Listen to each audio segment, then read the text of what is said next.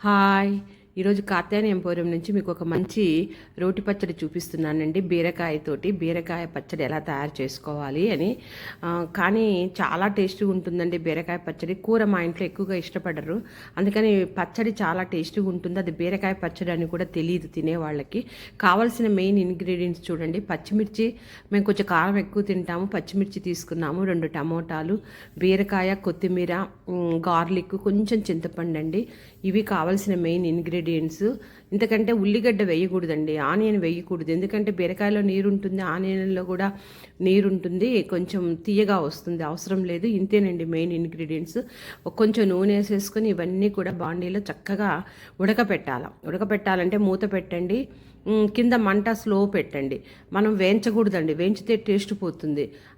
చాలామంది వేయించుతుంటారు, వేయించకూడదు. వీటిని ఉడికించాలి, మెత్తగా ఉడికితే చాలండి, అంతే. మూత పెట్టి కొంచెం సిమ్లో పెడితే చక్కగా ఉడికిపోతుంది.